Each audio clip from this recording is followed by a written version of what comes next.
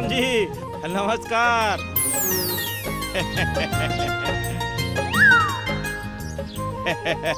अरे दौलत राम भैया एक टूटा ही चप्पल बदल दा, एगो नया चप्पल खरीद ला।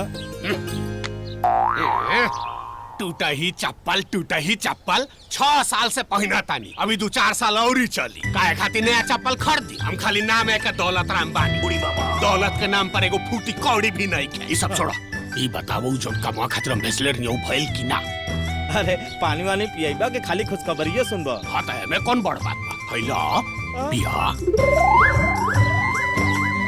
अरे खाली पानी कि चाय नाश्ता भी करइबा? ए शाम के माई, हाँ जी? एक कप चाय ले यहाँ ना। अब चाय मंगवाओ था कि चाय मना करत हुआ? अरे बनत होई, उ सब छोड़ा। हम जनता रह के कहनी उ बात भइल कि ना? हाँ भैया वो सब क्लियर हो गइल बा। तो बताओ शादी ब्याह के दिन कब तय करी? अरे का बात करत हुआ दौलत राम भैया? अरे हम भागल जाती का आपके घर से। अरे पहले चाय नाश्ता करावा तब ओकर बात बताई। तहार काम पे कम ध्यान और चाय पानी पे ज्यादा बा। रुका ले आवा तानी।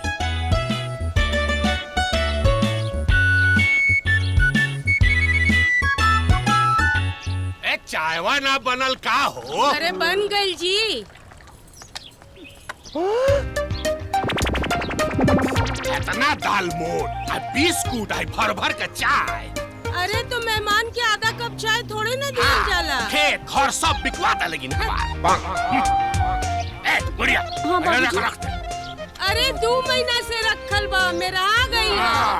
तौरी मेहरा दो रखे खातिर रखल बा, खाए खातिर ना। ठीक बा। इतना चाय बाप रे बाप। हो गई। अब बाकी जन चाय बा वो ठीक से रख दियो, बिहान गरम करके पिए।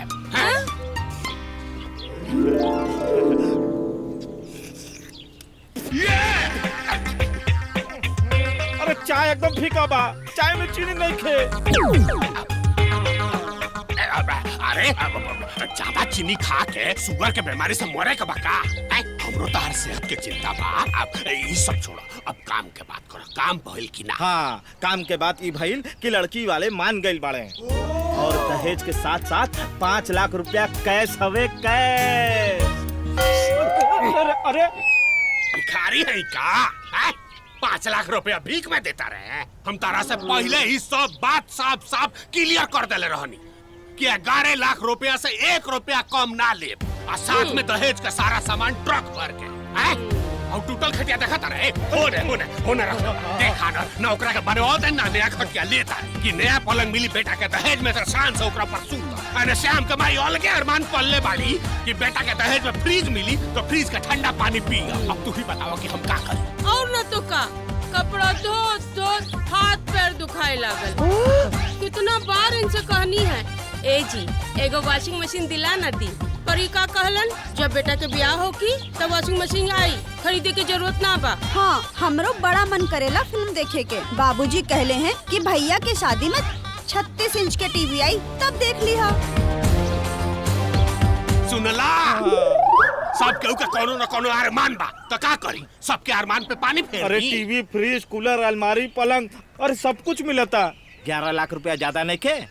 अरे शादी का खाना पीना टेंट का खर्चा और दहेज भी बहुत ज्यादा लगा था। 5 लाख रुपया कमाए बदे पूरी जिंदगी आदमी का कमर टेढ़ा हो जाला। रउआ के आगे भी एगो बेटी बानी, आप समझी? हाँ इहे बतिया अब के हमरा मन के बात कइला तू। हमरो एगो बेटी तबे तो कहतानी कि 11 लाख रुपया से 1 रुपया कम ना ले। 11 लाख रुपया कैश ले, साथ में दहेज के सारा सर सामान ले, आ ओई में 3-4 लाख रुपया और लगा के अपना बेटी के धूमधाम से ब्याह करब। आ कुछ पैसा जौन बची ओइसे हमनी के गुजर खर्चा चले। का खराब सोचले बाकी? धन्य हवा दौलत राम जी, इतना बढ़िया रिश्ता खोज के तारा दुआरी लिए नहीं और आप जो है दहेज के लालच के चक्कर में ओकरा के ठोकर मार देला हैं?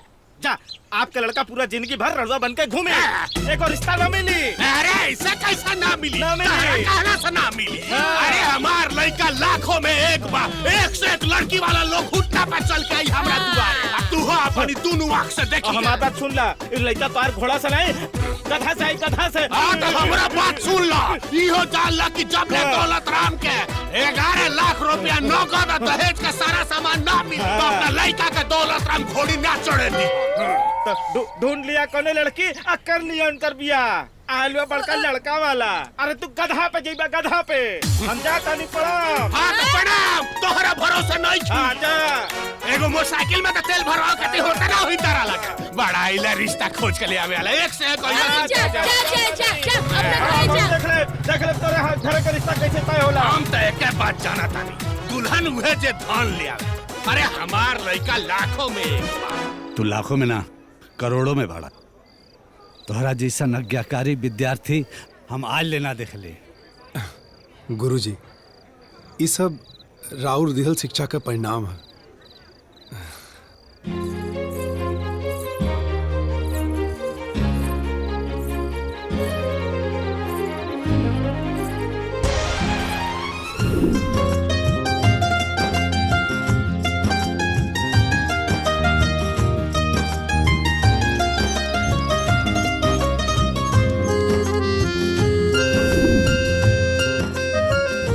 पंडित जी रुकी मास्टर जी त एगो जरूरी बात कर लिहल जाओ। हम ही कहत रहनी है कि दहेज के जौन 3 लाख रुपया बाकी रहा ना पहले वो दे दिहल जाए तबे जाके बियाह के प्रोग्राम आगे बढ़ी। देखी 2 लाख दे दिले बानी 3 लाख और देवे के बाद कुछ दिन का मोहलत दे दी। बे मोहलत औरत कुछ ना हो 3 लाख रुपया दे दिहल जाए नहीं तो फिर हम बारात वापस लेके जाएंगे। सब्जी भाई ऐसा मत करी बारात वापस मत ले जाई बारात वापस ले जाई तब भरे समाज में हमारी इज्जत चल जाई। हम आपका हाथ जोड़ते हैं हम कहीं न कहीं से 3 लाख रुपया का व्यवस्था कर दे। फिर वह बात अरे जब ब्याह के पहले पैसा दे ना पाओ तो तो ब्याह के बाद देबा कौन गारंटी है बात के। चलो उठ बेटा ऐसा मत करी साहब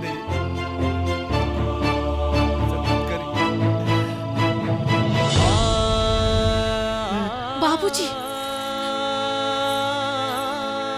बाबूजी ये पगड़ी नीच और लालची के गोड़ में ना रहुआ जैसे स्वाभिमानी के सिर में निकला गेला।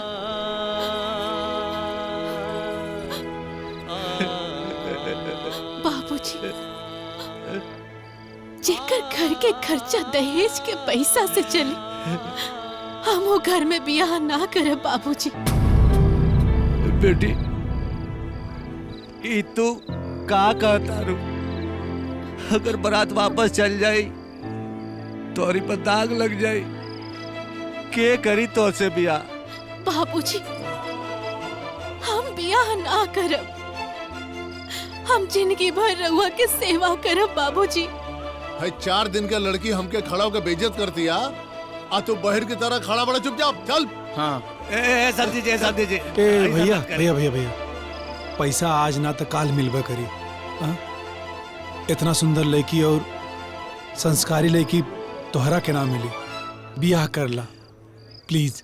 तोहरा के पसंद बा तो तू ही कहला ना शादी एकरा से कहीं तो एकर पुराना यार तो नहीं खे। भैया भैया ये सब का कहते हो। ऐसा दीजिए गुरुजी गुरुजी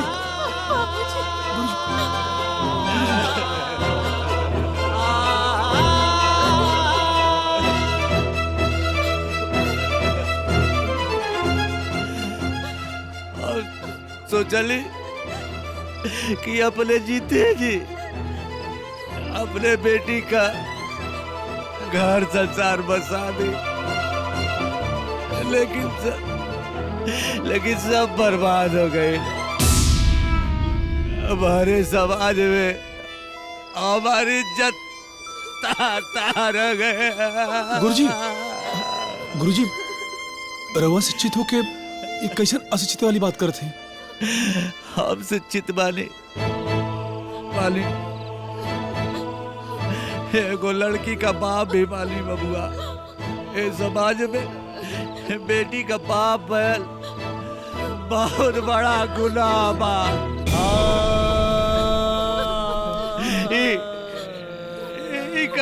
कि कुआरे रह करके हमार सेवा सत्कार करे अगर हमके मौत आ जाए ना ना बाबूजी ना गुरुजी तेकर का होई कि हम कुछ कर ले। ना बाबूजी। बेटी का डोली ना उठल कब आप करती है उड़ जा। गुरुजी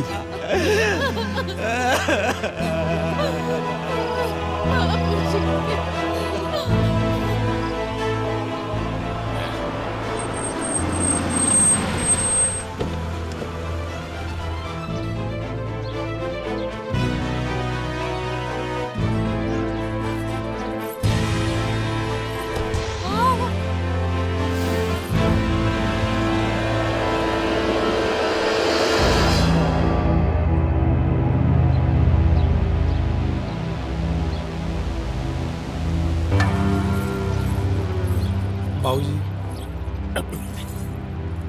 माई हमार बहन गुड़िया के होई? राहुल बहू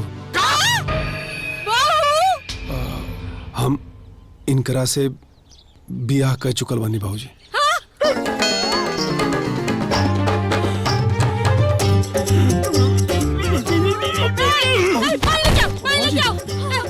बाबूजी बाबूजी बाबूजी बाबूजी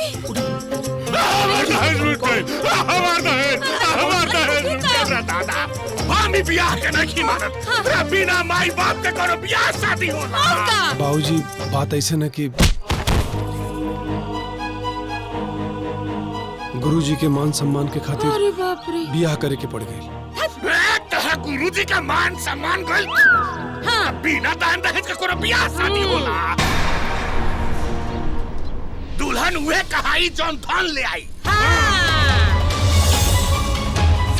और एक बार ई कलमुही के हम बहु स्वीकार ना करा।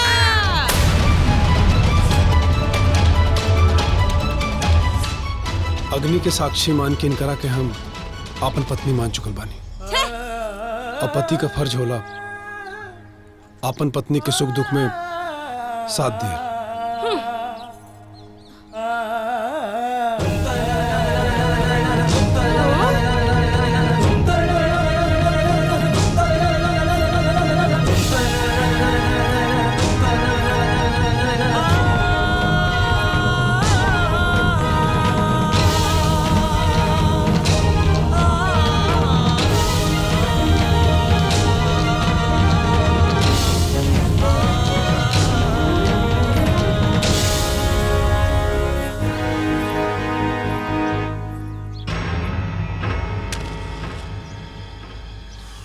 हमार सारा अरमान पर पानी फिर गई। सारा सपना अधूरा रह गई। हद तेरी के।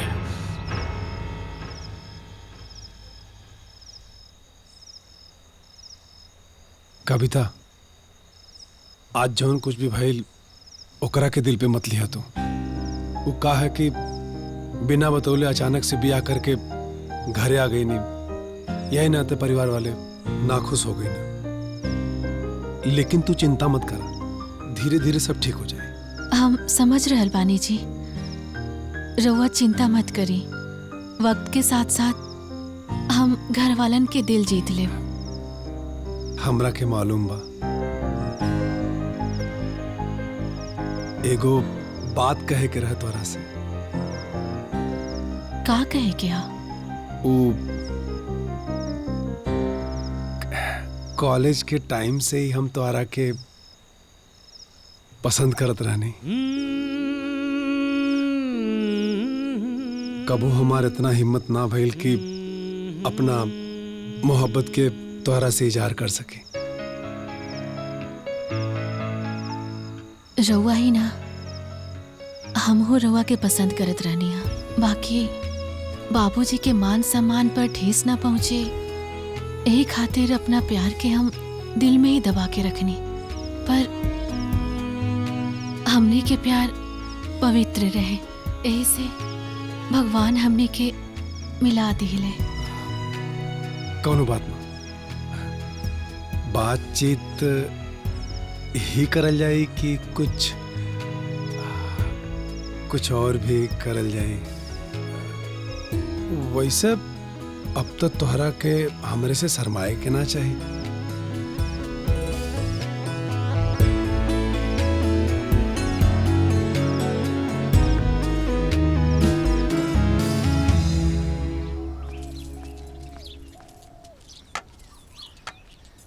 एकर बिया तो होखे से रहल, बेना डुलावत डुलावत जिंदगी गुजर जाई।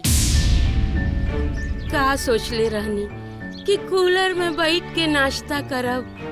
अरे कूलर तो छोड़ा, पंखा भी ना आई अभी घर में। माई यह सब बात करबू तो घर कैसे आगे बढ़े? का कैसे बढ़ी रे? हैं?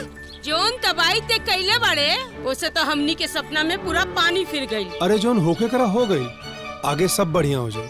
का बढ़िया हो जाई? कुछ बढ़िया ना होई, बढ़िया हो जाई। एकर बिया होखबे ना करी, देख लिए तू। माई गुड़िया का बियाह करावल हमार जिम्मेदारी बा।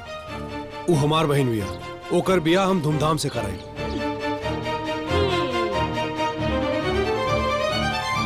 तनी पानी लेके आवा।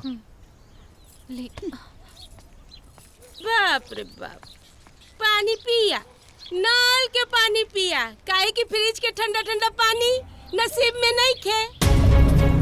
मतलब तू शांति से खाना भी ना खाए देबू? अच्छा, शांति से खाना खइबा, हमनी के जिंदगी तबाह करके अब तू खाना खइबा, नाश्ता करबा, पानी पीबा।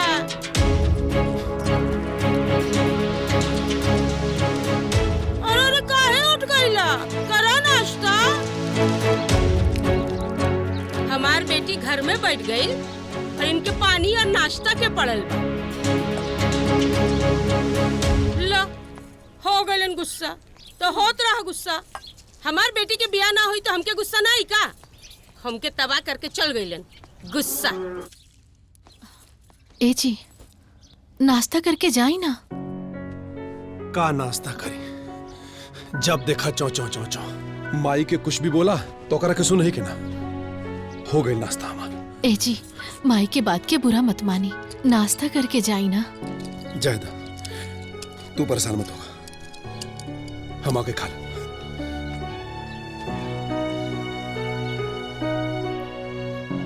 ए बहू, तोहरा गांव में तोहरे नियन कोनो सुंदर सुशील लड़की हुई तो हमरा के भी बतैहा। हमार बेटा भी बड़ा हो गइल बा, ओकरा के भी बियाह करे के बा। इतना सुंदर सुशील लड़की एगो ही रहल, जौन मालती दीदी के मिल गइल। ऐसन दूसर लड़की कहाँ मिली? अच्छा दीदी, अब हमनी के आज्ञा दी। हैला दुल्हन, चला तनी।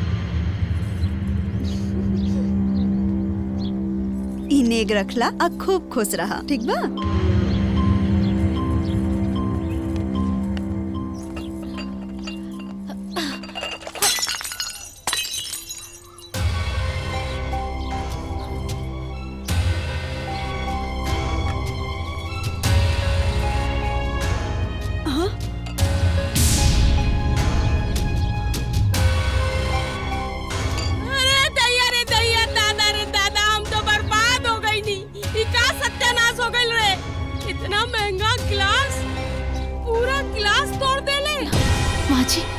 जानबूझ के ना तोड़नी है, गलती से गिर गई।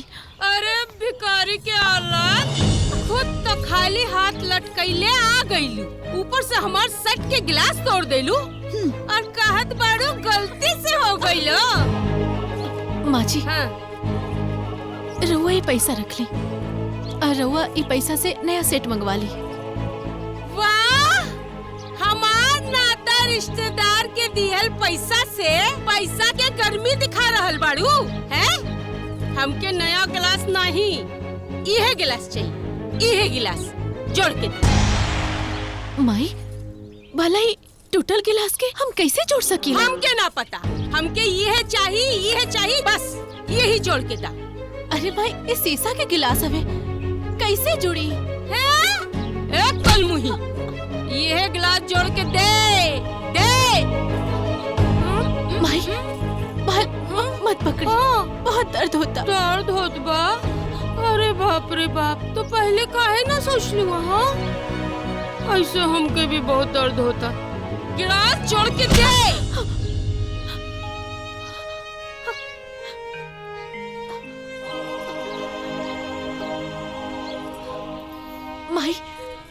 टोटल गिलास के कैसे जोड़ी? हम बताई, रुक, हम बतावत, रुक।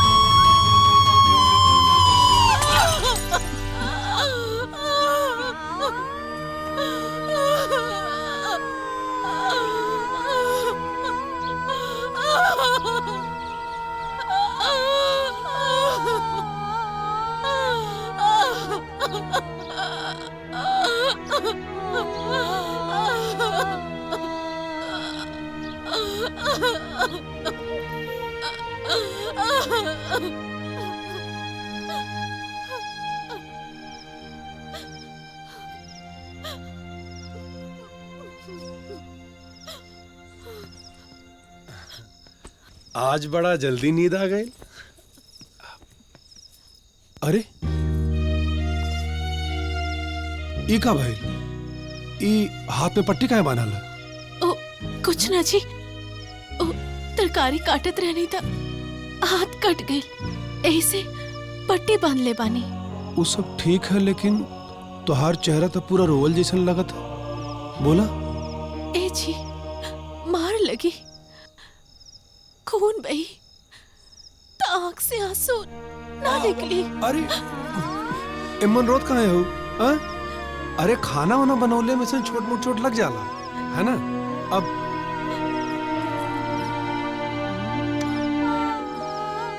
अब ठीक हो गई।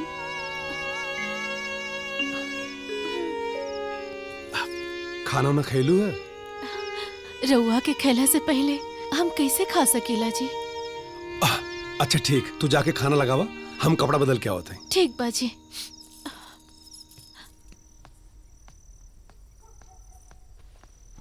माई खाना खा लू? हाँ खा लेनी। गुड़िया? हाँ भैया, हमने के खा लेनी। अच्छा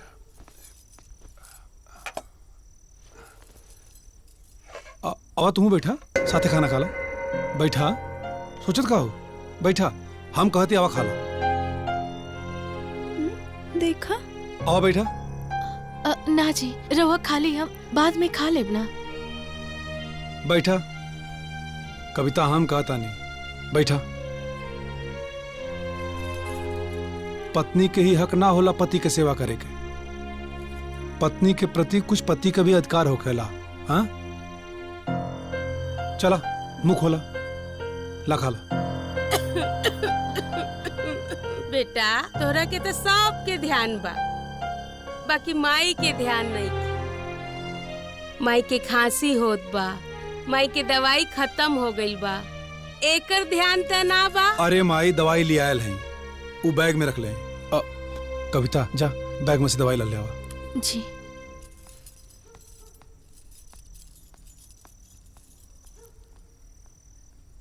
सत्यानाशी।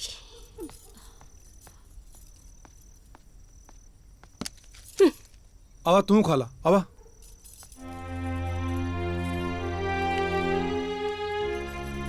ला खा ला। हाँ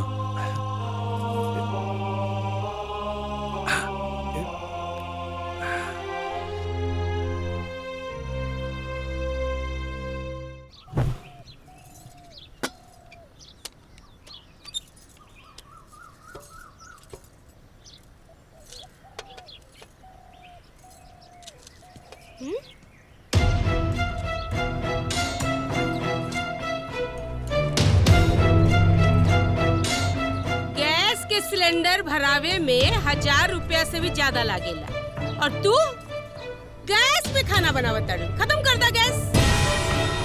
तोरे खातिर तुम सिलेंडर भरवा तनी, तहर बाप पैसा देवेला रे। हाँ माँ जी, हम तो खाना ही बनावत बानी ना। तो बनाना खाना, के मना कइले बा? लकड़ी जला, चूल्हा पर खाना बना, चाय बना, जो मर्जी बना, लेकिन चूल्हा पे बना। का सोचे लगलू?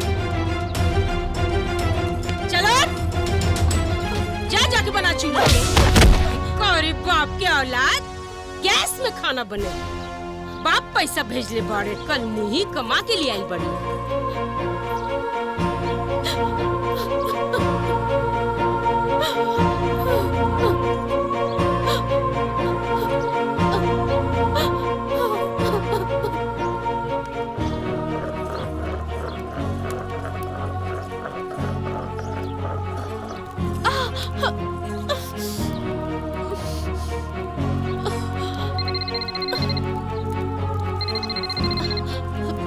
बाबूजी।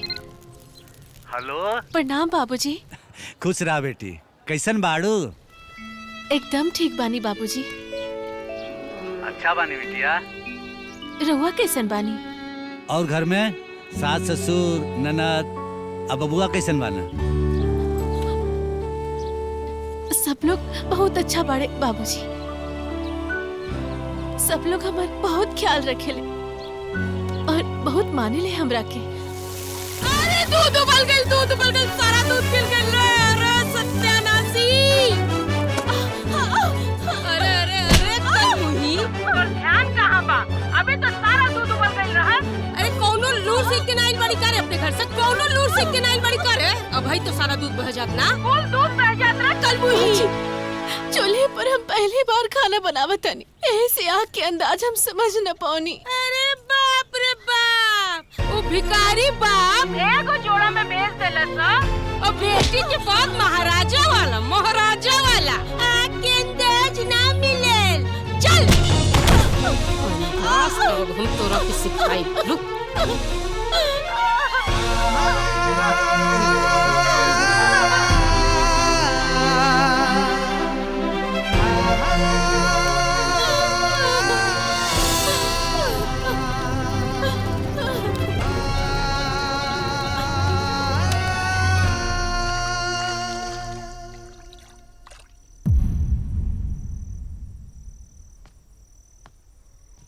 अब वो गैस सिलेंडर खत्म हो गल का जौन चूल्हा पे खाना बनौलू है?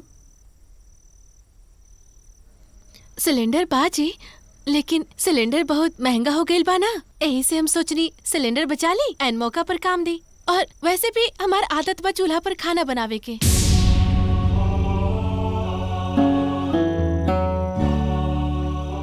तोहरा जैसे औरत जेकरा घरे भी जाई ना, वो घर के स्वर्ग बना दे। हम बहुत खुश नसीब बने, तोहरा जैसे जीवन साथी पत्नी के रूप में मिला। अच्छा चलो अरे ये का करत बानी? तोहार मदद करत हई। अरे तू दिन भर काम करके थक जालू ना, वैसे भी तोहरा हाथ में चोट लगल बा, देखा।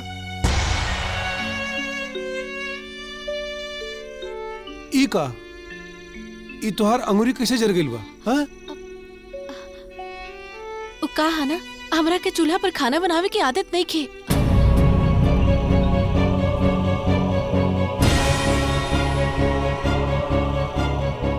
लाई।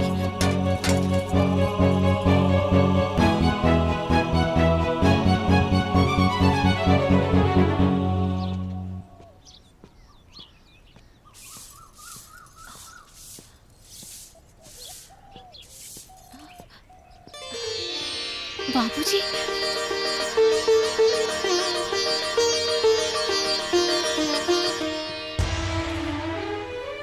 प्रणाम समधी जी। प्रणाम समधन जी।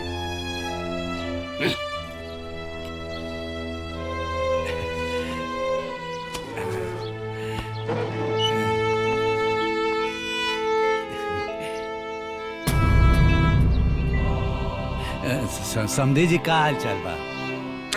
खबरदार जे हमरा के समधी उमदी कहले। भिखारी कहीं के है का कचरा लेके आइल बड़ा।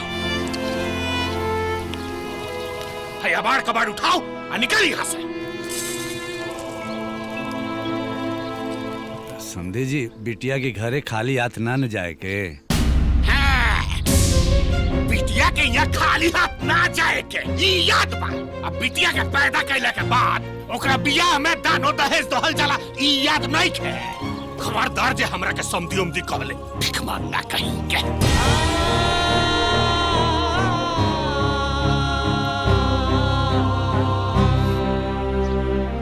बिटिया से मिले का मन कैले तो चलिए लिया। बिटिया से मिले का मन कैले सतारा भिखारी कहीं के। अगर अपना बिटिया से मिले खातिर इतना तड़पता रहनू तो दोनों हाथ में 11 लाख रुपया सहेज ले। चलो चलो हमारे चौकट पे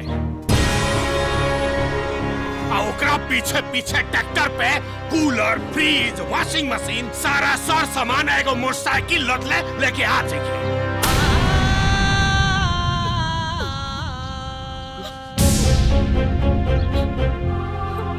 ओकरा बाद हम तोरा के तोरा बेटी से मिले दे।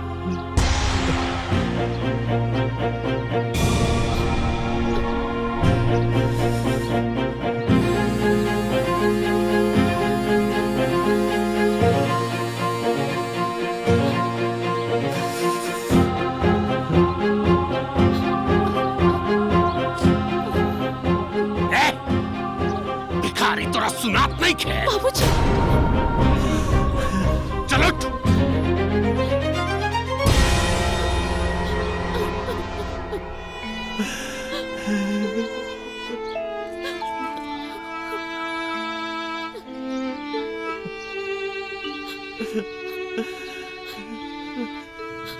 चल भाग।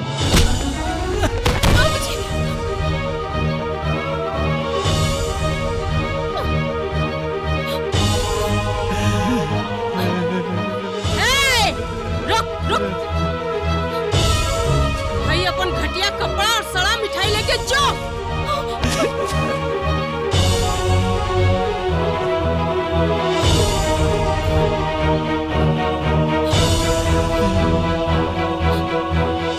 जाना यहाँ से।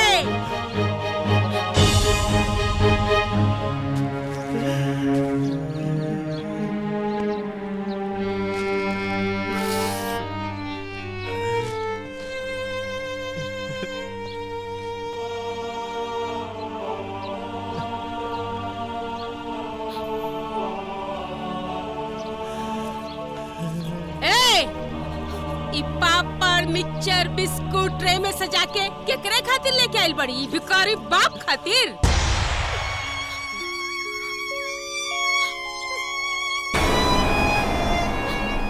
चुपचाप लेके जो अंदर, तो नोड़ा से मुंह कूच दे।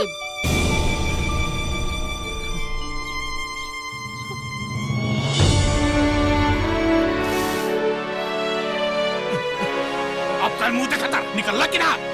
निकल। चल अंदर।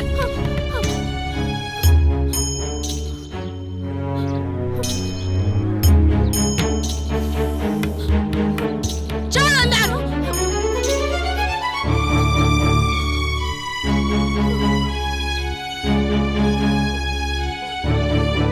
जो अरे जाना भिख मंगा।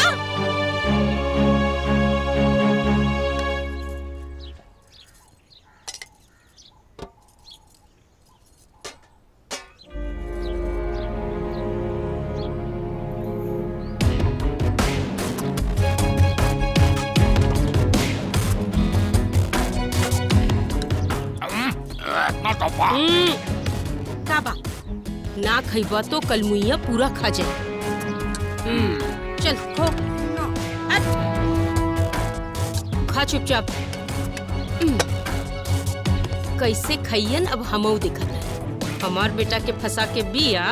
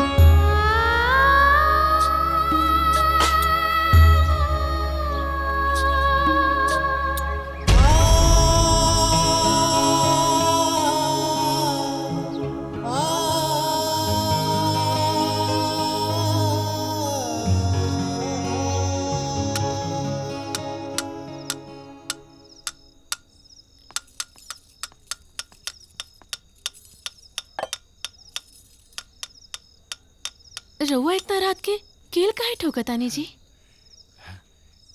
एगो सरप्राइज है। कैसन सरप्राइज? पहले बता देब तो सरप्राइज कैसे रह जाई? हाँ, आँख बंद करा। अरे हम कहती ना, आँख बंद करा। हाँ,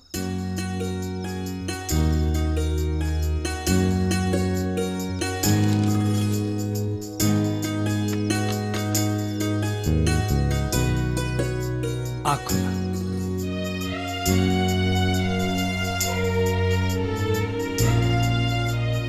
कैसन लागल? बहुत ही अच्छा बाजी। अब तोहरा के बड़का सरप्राइज देवे वाला बानी। हाँ? अब लागत बाना राम सीता जैसे जोड़ी हमें के यहाँ लगा देता नहीं। राउर सोच विचार तो एकदम राम जैसन बा, लेकिन रहुआ के नइखे पता कि राउर सीता पर का बीत रहल बा। कविता देखा, राम सीता का जोड़ी बहुत ही अच्छा बाजी।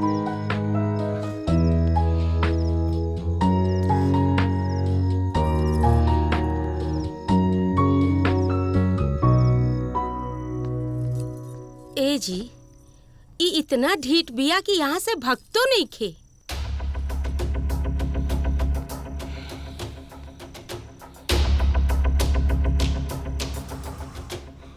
मुर्गिया मुर्गाई, लेकिन डंखानवा पंखानवा नोचवा के।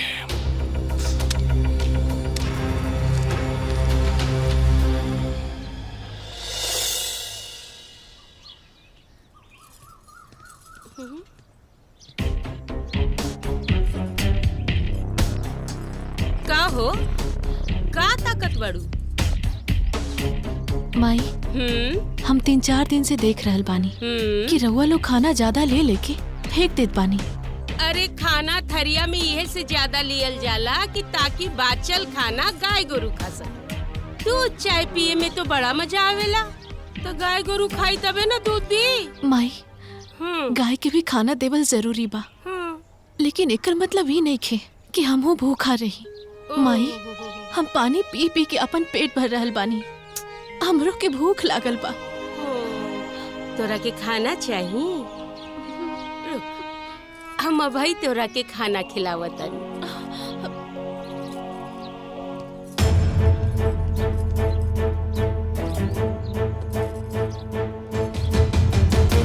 देख, आज हम तोरा के कैसन खाना खिलावतन।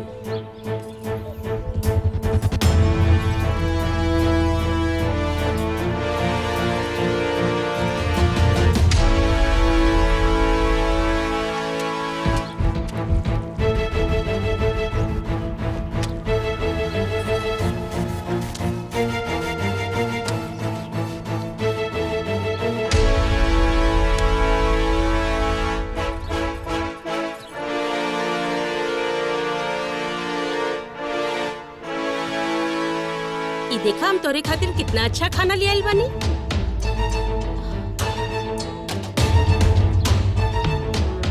तोरा के भूख लगल बना, खइबू ना?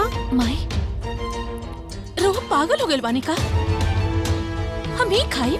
हाँ, हम पागल हो गइल बानी कि लोग ऐसा खाना ना खाला, बाकी तू खइबू।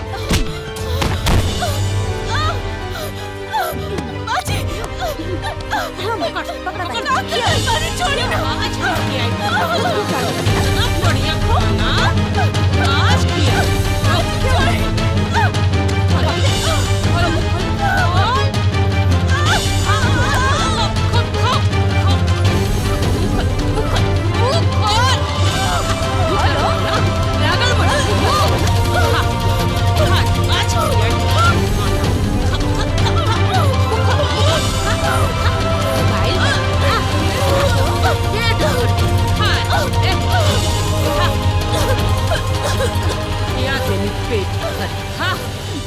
भर गई ना, अब 4 दिन लग भूख ना लागी।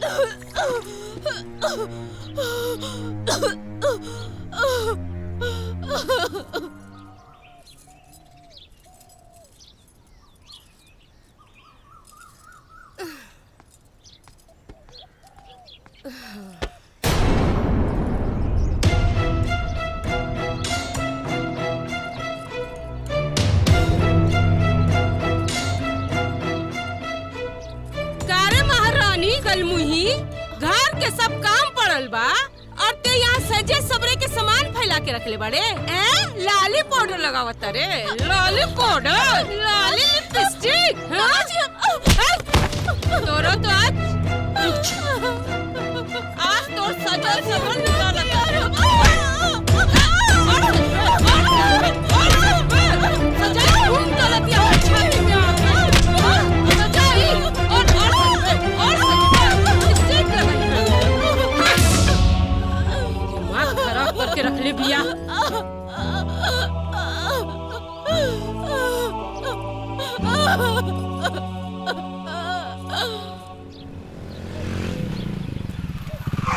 कविता कविता कविता अरे बेटा चल कविता कविता चला चला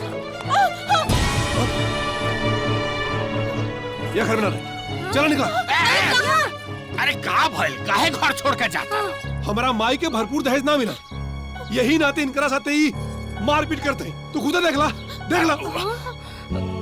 अगर तुम्हारा आँखी में इतना ही खटकत है हमको काम करती बाबूजी हम यहाँ घर से इनके लेके चल जाते हैं और हर महीना तौलन का खर्चा खातिर 5-6 हजार रुपया डाल दे ताकि तू लोन सकून चला सका और यो सकून चला सका बाकी ये बेटा तोरा से के कहले बा कि हमनी केकरा के मारी ला पीटीला ए बहू तू कहले बाड़ू का कि हम तोरा के मारी ला पीटीला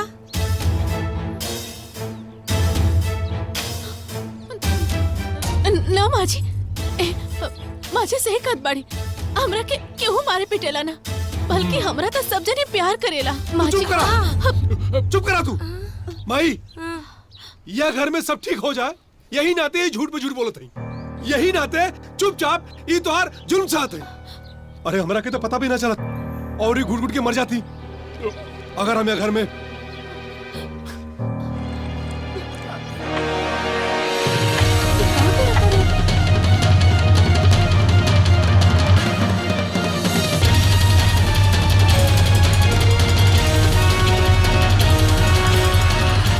अगर हम कैमरा ना लगोले हुई तू खुद देख ला इनके तरफ देख ला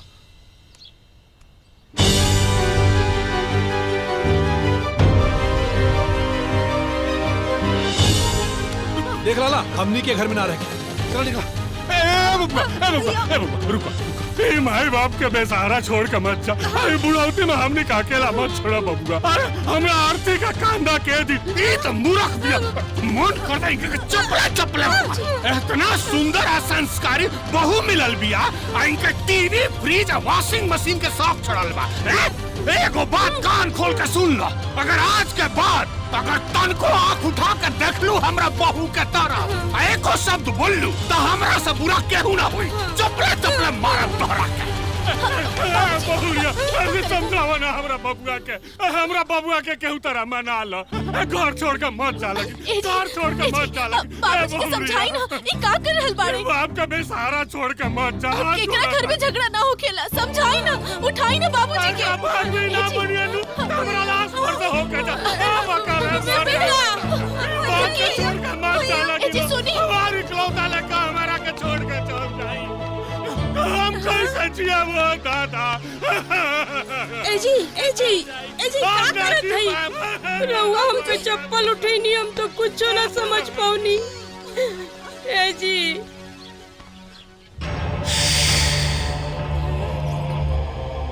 लेकिन हमरा समझ में आ गई का वो तो हम समय रहते समझदारी दिखा देनी है अगर इस श्यामुआ घर से चल गए तो हमनी के दहेज पावे के लालसा अधूरा रह जाई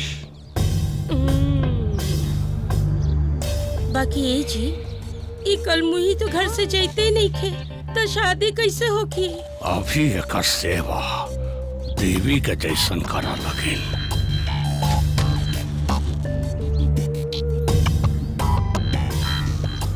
अभी एक सेवा देवी जैसन करा लगिन मौका मिलते ही हमनी के अपन रूप दिखावल जाई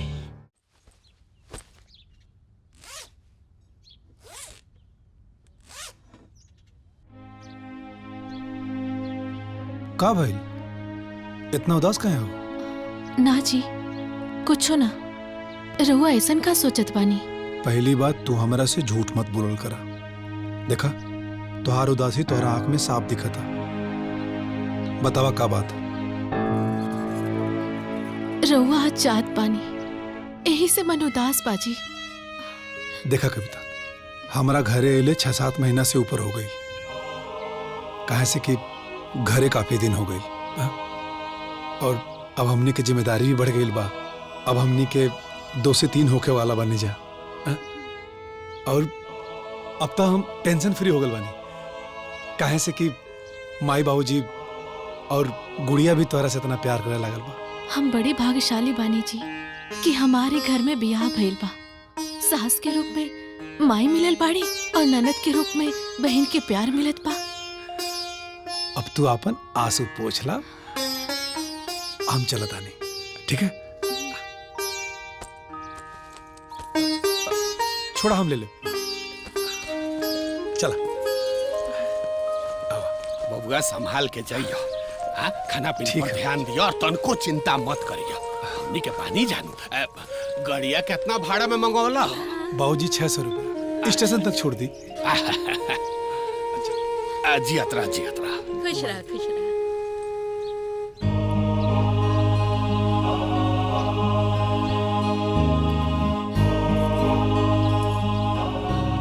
माई कविता का ख्याल रखिए। अरे बेटा तू बिल्कुल चिंता मत करा, हमने के बानी ना। अपना काम धंधा पर ध्यान रखा। हमनी का बानी जानू ख्याल रखे खातिर। अरे वैसे हमनियों के तो दादा दादी बने वाला बानी जा। अब बबुआ आओ, जा संभाल के जाइयो। ए ड्राइवर साहब संभाल के ले जाइए। हाँ चाचा ठीक बा। चिंता मत करिए।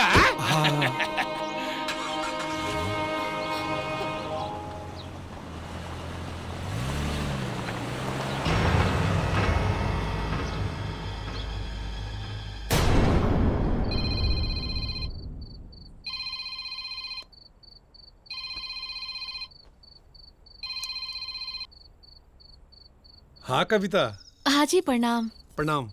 रहुआ आराम से पहुँच गई नी? हाँ हम तो पहुँच गई नी। तू कैसन बाड़ू? हम ठीक बानी जी। अच्छा सुना, तू समय से खाना पीना और दवाई टाइम से खा लेवल करा, ठीक बा? वो कहा है कि हमनी के होखे वाला लाल थोड़ा तंदुरुस्त होके के चाहिए। हाँ जी रहुआ बिल्कुल परेशान मत होगी, हम अपन ख्याल रखब। ऑफिस के इधर बहुत ढेर सारा काम बचल बा तो ओकरा के पूरा करके हम सूत जाब। काहे से कि थक गल बानी। और तोहरा से ना काल सुबेरे बात कर। ठीक बाजी, रहुआ भी अपन ख्याल रखब। प्रणाम।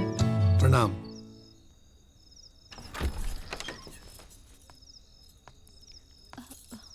इला दूध पीला। ना माँ जी पेट भरल बा और रहुआ इतना खाना खिला देले बानी। वो सब कुछ बहाना ना चली। तू दूध पीबू खैबू अच्छा से तब ना हमार पोता बड़ा हुई अच्छा से। हाँ चल पिया पिया पिया। पूरा दूध पी लेबू तो हमार पोता भी पी। हाँ वाह,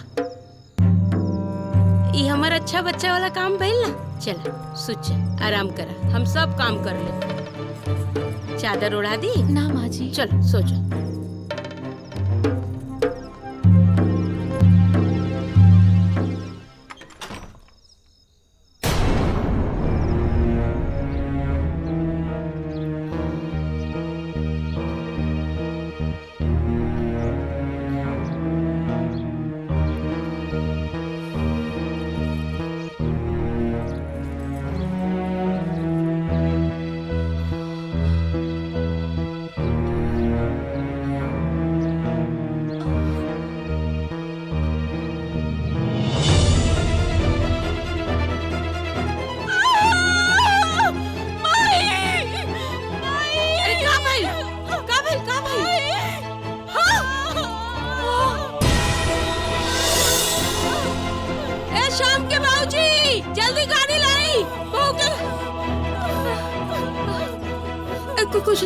कुछ नहीं। अरे जल्दी बुलाई।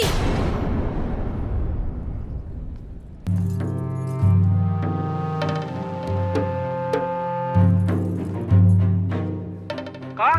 ये कैसे हो गल माई? का बताई बेटा, हमनी के भी एकदम टेंशन में आ गल रहनी। बाकी भगवान के लाख लाख शुक्र बा, जच्चा और बच्चा दोनों ठीक बा। अरे तनी लेडीज प्रॉब्लम हो गई रहे, बाकी माई और बच्चा दोनों ठीक बा। अच्छा माई, डॉक्टर के दिखा डालू ना? हाँ हाँ दिखा देनी, हॉस्पिटल में तो बानी। तो कोनो टेंशन वाली बात नहीं है ना? अरे ना ना, अभी कोनो टेंशन नहीं के। थोड़ा खून के कमी हो गई बा, वो सब हम घरे ले जाके ठीक कर दे। ए माई, हमू आ जाएगा? अरे ना बेटा, आवे के कोनो जरूरत नहीं के, हमनी के बानी ना। डॉक्टर ओकरा के छुट्टी दे देला ना, हम घरे लेके जाता नहीं, ओकरे बाद आराम से बात देख जैसे घरे पहुंचिए वैसे हमरा से बात करा दिए।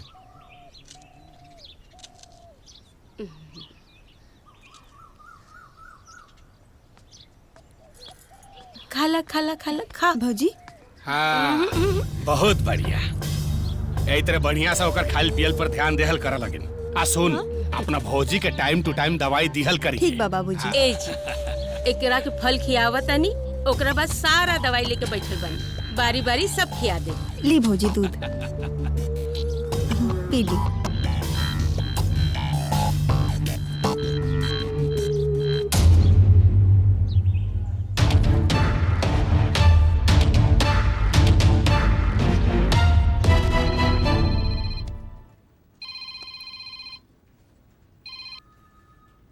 हाँ माई। वो कहा है कि हमने के शादी में जाए के बा, बहुत मन करता बहू के ले जाए के।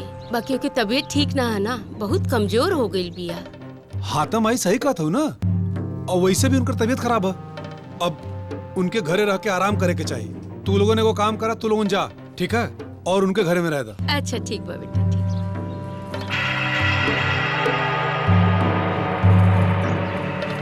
बहू, हम खाना बना देले बानी, खाना खा के दवाई खा के आराम करिए। ठीक बा माई, ठीक बा।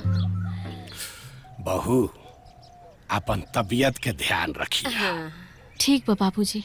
चला चला चला बेटा, ख्याल रखिए भौजी।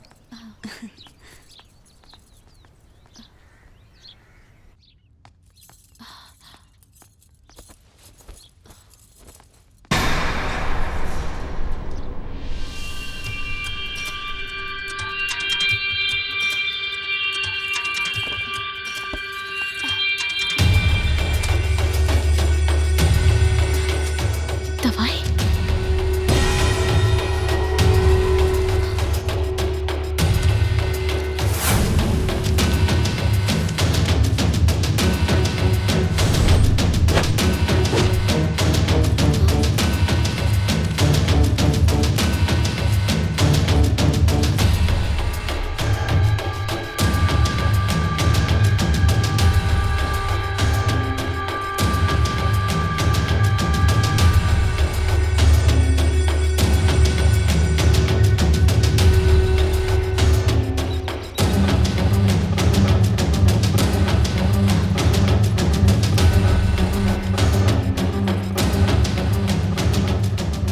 हाँ? ई दवाई खत्म हो गेल बा, दवाई दे दी। दा। और ई दवाई कौना बीमारी में काम आवेला? ये दवाई तो बहुत हार्ड बा, और ये डॉक्टर के पर्ची के बिना दवाई ना मिली। बगल के मेडिकल स्टोर से दवाई ले। ये हार्ट का दवाई बा, ये ब्लड प्रेशर का दवाई बा, और ये दवाई तो ब्रेन हेमरेज के बा। और ये इतना सब दवाई के खाला आ केकरा खातिर बाई? भैया दे दवाई।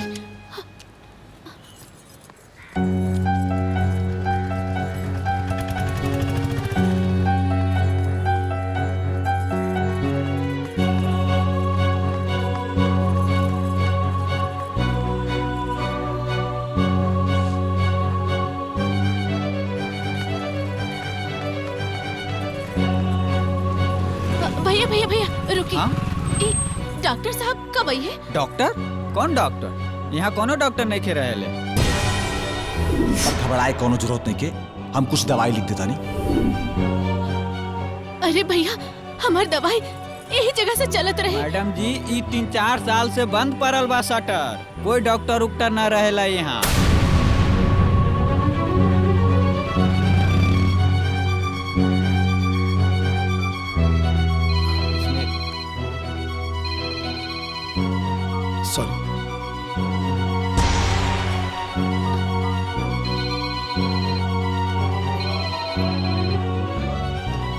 सॉरी।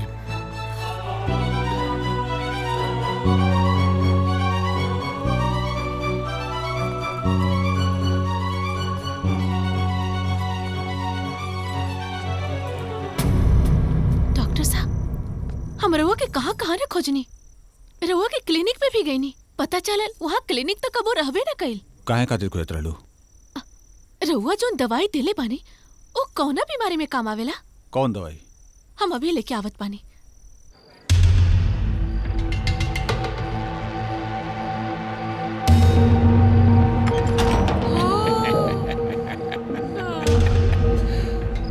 हमनी के काम हो गई। बबुओ बड़ा हमनी के वीडियो बनावत रहले, अब तोहरे मेहरारू के वीडियो बन गए। डॉक्टर साहब रहुआ अंदर का है? डॉक्टर? काहे के डॉक्टर?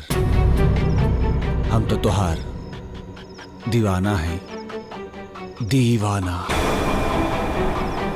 जब से हम तोहरा के देखली आई हमरे आंख में कांटा जैसन चुप गइल बड़ो, और आज कांटा निकाले के बहुत अच्छा मौका बा हमरे पास। डॉक्टर साहब यहाँ से चल जाई, वरना अपन सास ससुर के फोन करके बुला ले। सास ससुर? कौन सा ससुर? वे जोन हमरा के खुदे यहाँ भेजले बा? अरे जौन हम कहले बानी वही तरह करिए। आंगन में कुछ ना होके के चाहिए, जौन भी करे के बा कमरा में ले जाके करिए। ऐसन टाइम में खून को कमी और चक्कर आइल आम बात बा।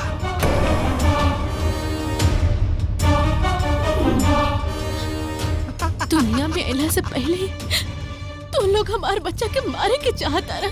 सच, 100% सच। और और क्यों ना तो सास और ससुर, और हाँ ये दोनों चल गए सर ब्याह में। और आज हमारा के फिर तरह से तुम्हारे साथ हमरा के तो लोग के सच्चाई पता चल गई बा। हमरा के तो लोग हार्ड दवाई खिया के हमके और हमरे बच्चा के मारे के चाहता रहा, पर हम इतना जल्दी मर अपना जब ले तू लोग के जेल न भेजवा दे। हम जेल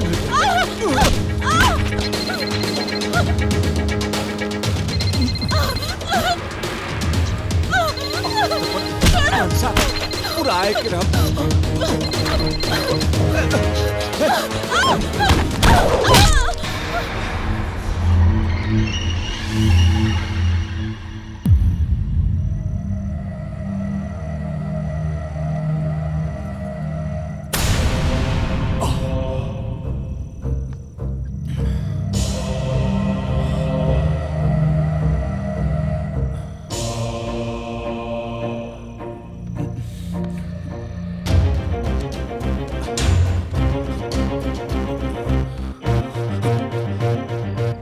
हो महेंद्र, काम हो गई?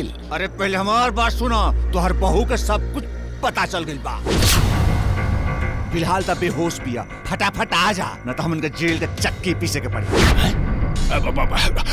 अच्छा होता जा, जल्दी जल्दी चलो चलो चलो चलो चलो चलो।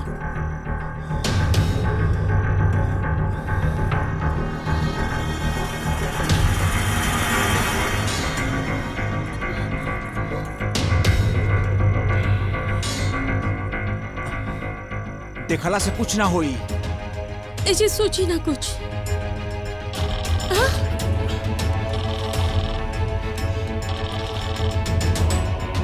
कर फोन शंभा के फोन हम का कर हम के कुछ वो बात करी बतारी हो तू आराम से ओकरा के समझा सकता रू ना फोन लो ना बात कर।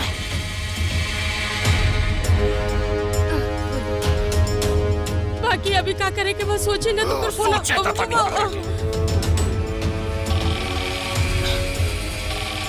ला बात कर, पहला ओकरा के ला उठाओ बात करो।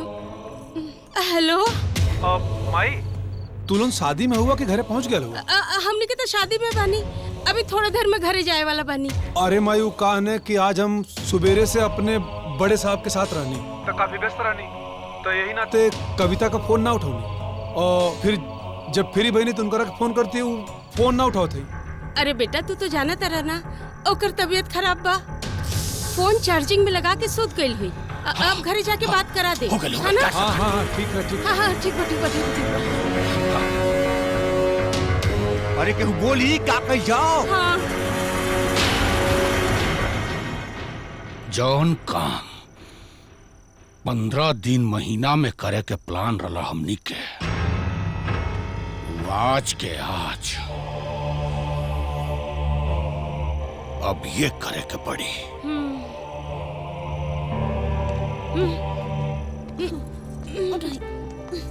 बड़ा भारी बिया।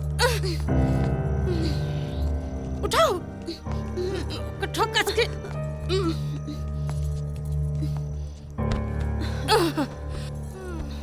अभी कल मुही से छुटकारा मिली और एकर मनुष्य बच्चा से पीछे छूटी।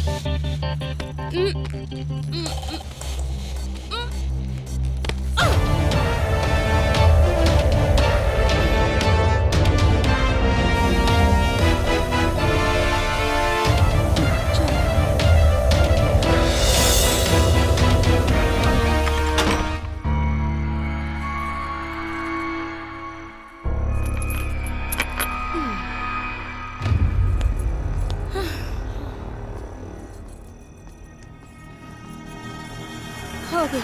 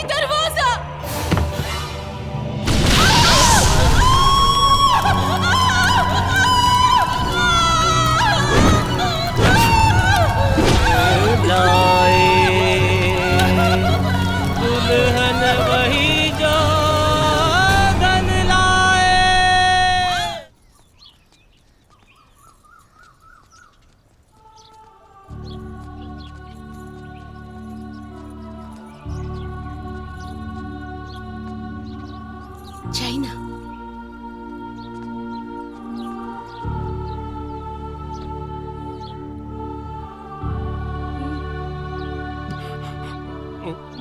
बबुआ, हमने के इकलौता औलाद हुआ तू, ऐसे जिंदगी ना कटेला बबुआ।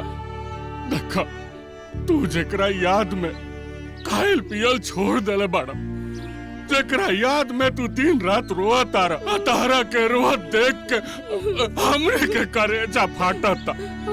लेकिन जाना तारा बबुआ, वो शायद तारा से इतना प्यार ना करत रहे। ये कैसन बात करती बाबूजी? कविता हमरा से बहुत प्यार करत रहनी। अरे बाबुआ, अगर वो तारा से प्यार करी तो ऐसन कुकर्म थोड़े करी। कैसन? कैसे बताए? अपने औलाद के सामने हमनी के बेशर्मी से अपन मुंह खोले के पड़ा था। एक दिन के बात है बबुआ, हमनी के ओकरा कमरा से एगो मर्द के निकाल के भागत देखनी चा।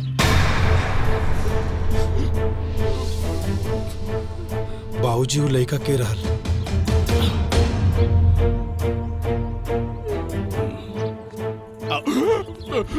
बबुआ, जाना तेरा बेटा, वो दिन रात के इतना अंधेरा रहे, ठीक से होकर चेहरा देखी ना पाऊनी। अगर तोरा के बता देती तो तू टूट जाता।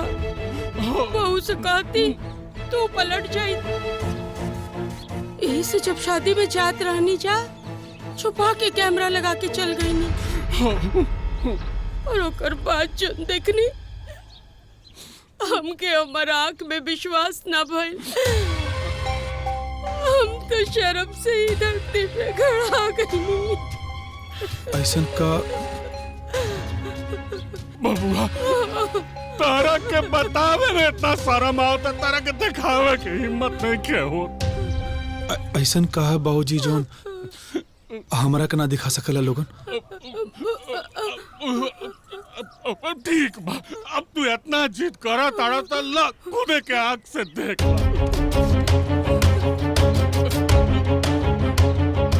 हाय ला, देख ला, देख।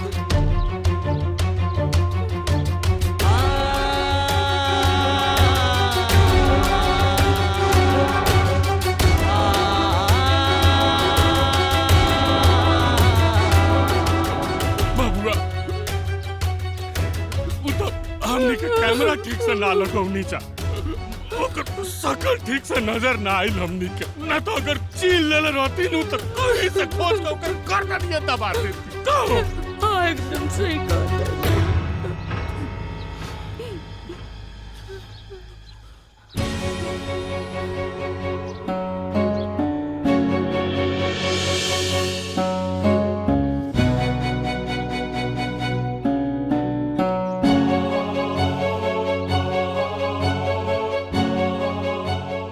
हमरे साथ ऐसा काहे कैलो? हमरे प्यार में ऐसा कौन कमी रह गई कि जोन तू हमारे साथ विश्वासघात कैलो? अरे हम तो तोहरे के अपने जान से भी ज्यादा प्यार करते रहे, तू हमरा के धोखा दे दलो। इस सही ना कैलो, तू इस सही ना कैलो।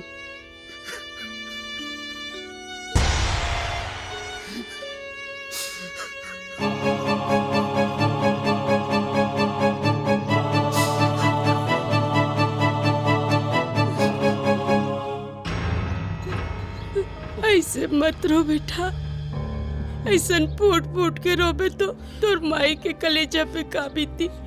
हाँ बेटा, देखा ना कहा करम के लेख बा, जौना के तू अपन जीवन साथी बनौला, वह तारा साथे विश्वासघात कैलस। ऐसे ऐसन कलंकनी या कुलटा के कारण तू अपन जिंदगी बर्बाद मत कर।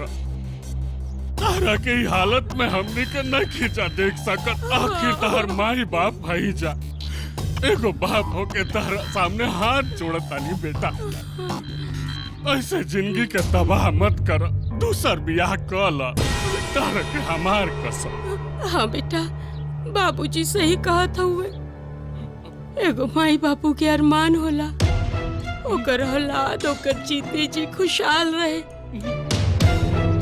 तू पहली शादी अपन मर्जी से कहला और हमने के कुछ ना कहनी, बाकी ये दूसर शादी हमने के पसंद के लड़की से करे के पड़ी। अगर तू शादी से इनकार कर दे बना तो हमने के मरा मुंह देखबा।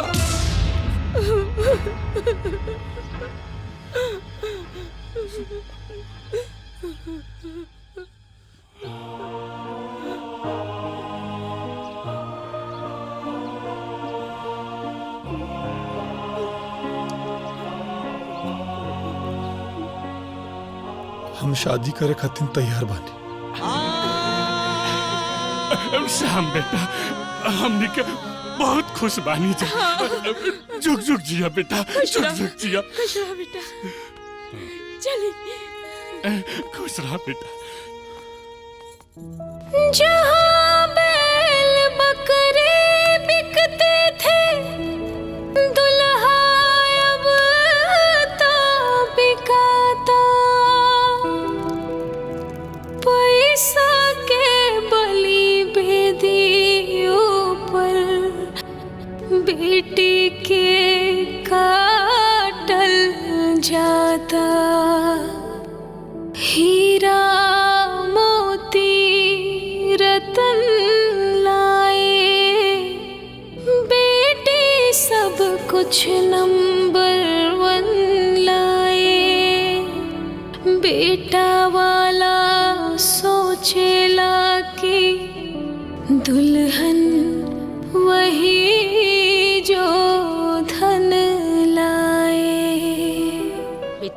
जाने लू ना तोहर चूल्हा छुआई के रस्म है। जी अम्मा जी। और चूल्हा छुआई के रस्म में का होला?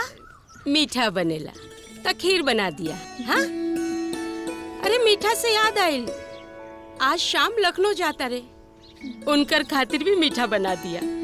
ओके बेसन के लड्डू बहुत पसंद बा। हाँ? तो बेसन के लड्डू डिब्बा में भर के दिया जाई, ओकरा के पानी उनी पिए में काम आई ना, है ना? बना दिया। लड़की बहुरिया भी बड़ा सुंदर बाड़ी है ना।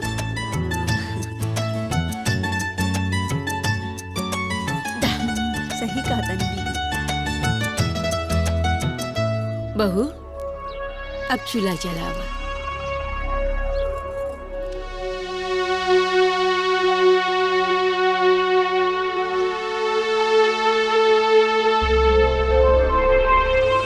अरे का सोचे लगलू दुल्हन, गैस जलावा।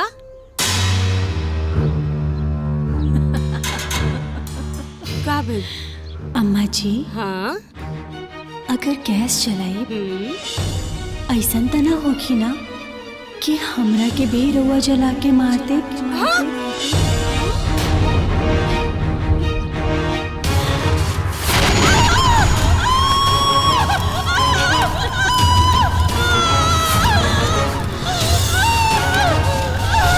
ए दुल्हन का सोचता रही हो? चूल्हा जरावा, खीर बनावा।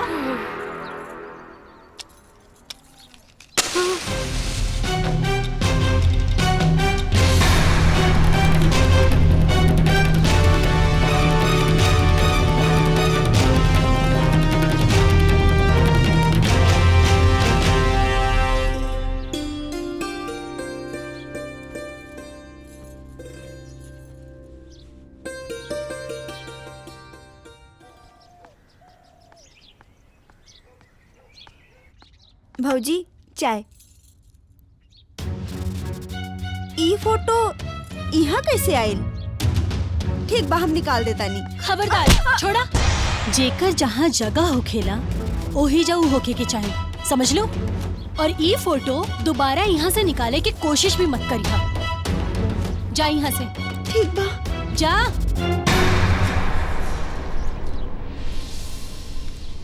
ए माई, जाना तारू, भौजी उ कलमुही के फोटो फिर से लगा देली। हाँ? और जब हम उतारे गई नी तो हमरे पे ही चिल्ला देली। ए जी जाना तनी, उ दिन चूल्हा छुआने के दिन, वो दिन कुछ ऐसे बात करत रहे जैसे कि कवितवा के वो पहले से जाने ले। कुछ न कुछ तो गड़बड़ बा। दादाजी, ए दादाजी उठी।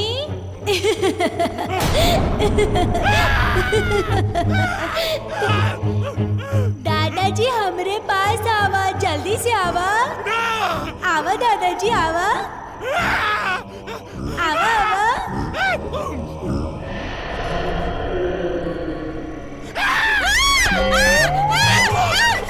अरे हमारे हार्ट अटैक से जान निकले वाला रहला। अब एगो नाना करिया बचाइए लग करला। हमरा कहला दादाजी अरे आई हमरा लागे, दादाजी हमरा लागे आई, हमरा लागे आई। कुछ तो ना बा ऊपर।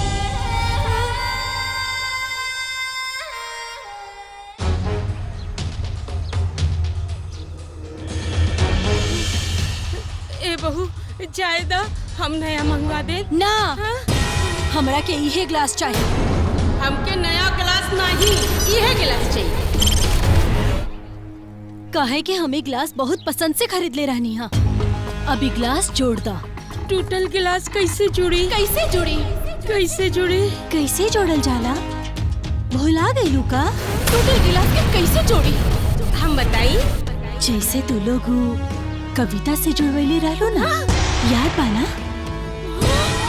वैसे ही जोड़ल जाला। जोड़ा?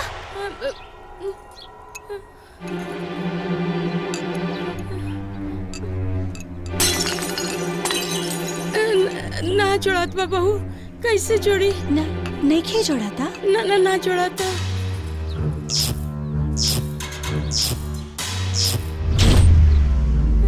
अब एकर का सजा हुई? तू लोग के अच्छे से पता बा ना? हाँ? जैसन तू लोग कविता के साथ करले रहलो ना, वैसे ही बहू हम हाथ जोड़तनी हमके माफ कर दो। माफ कर दी थी लोग के।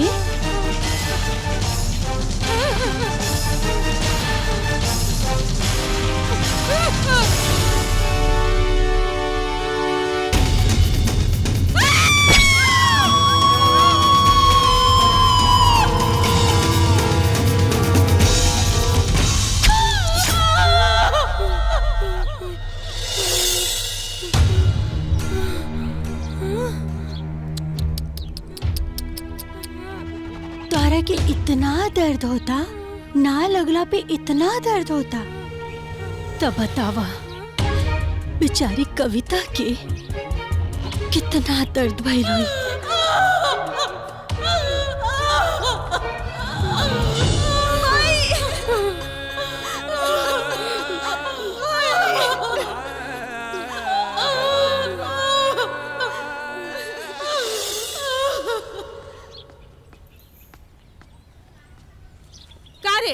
हम तोरा के खाना लाई कहनी और ते हाथ लटकते चलाइले। खाना नहीं खे माई का? खाना खत्म हो गइल बा।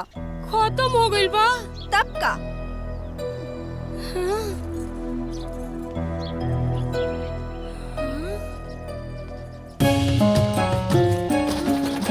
ई का? ए बहू। जी अम्मा जी। सुना ना,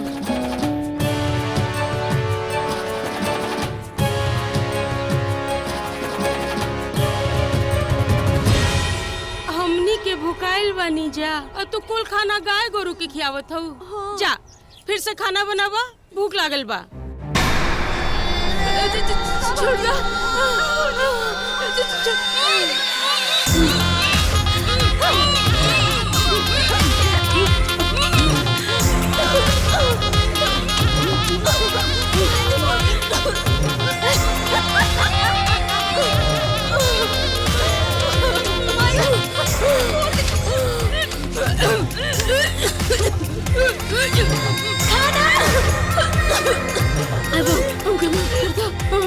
गलती हो गई। चला हम छोड़ देता नहीं, लेकिन हमारे एगो शर्त बा। तू लोगन के हमार बात माने की पड़ी। उठा।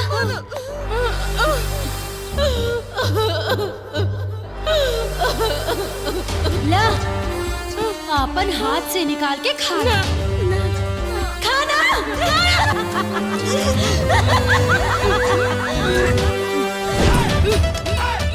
नहीं, अरे बाप रे, पगला गली करे। गोबर खाता ही, गोबर खाती थे। ये क्या कुछ नहीं गए? अरे गुड़िया तू। देखिए ना, हम कब से कहा था नहीं कि अम्मा जी मत खाई। बाकी बातें नहीं की मानत। ये गोरू के गोबर थोड़ी खाई जाला। हमारी बात तो सुनते नहीं की। अरे पागल हो गई। हाँ। गोबर खाती है। ए गुड़िया, उठ। लेके जा। हटाओ सब। हाँ, अम्मा जी चलिए उठी। आराम से। मुँह हाथ धो ली। हाँ। रोवा जाए, कपड़ा बदल ली ना। दूर से। चलिए आप जाइए। आई चलिए। आ जाइए। रोआ लोगन के मुँह हाथ धुला देता नहीं।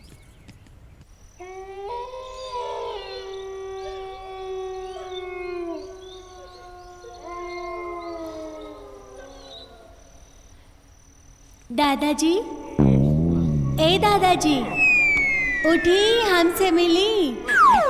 दादाजी, अरे उठी ना दादाजी। अरे उठी ना दादाजी।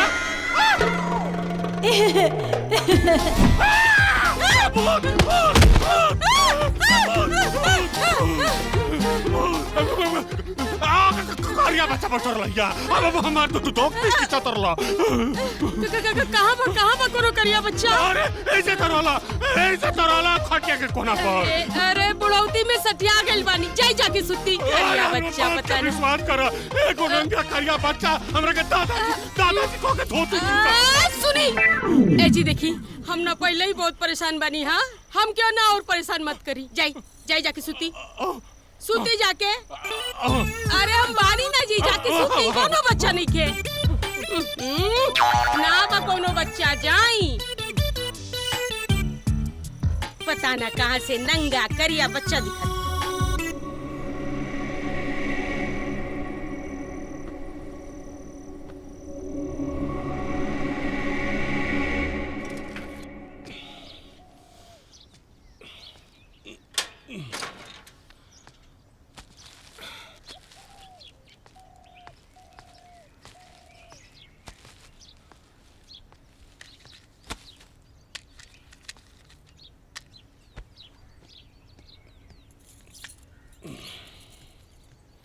बाबूजी तू काहे ले लिया? वो मतारी बेटी कहाँ वालो? अम्मा जी गुड़िया बगल में गई बाड़ी। रोआ के कुछ चाहिए था हम बानी ना। अच्छा अच्छा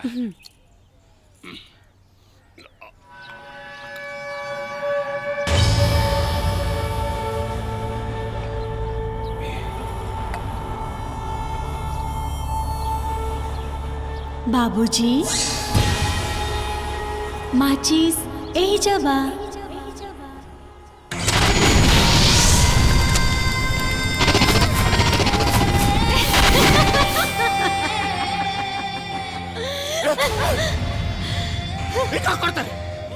ओहे जे रोआ कविता के साथ कैले रानी एजा से ऐसे ही फेंक ले रहनी ना कविता के ऊपर। माचिस एजा बा, एजा गिरल रहल। रोआ के चाहिए ना माचिस? ली बाबूजी माचिस।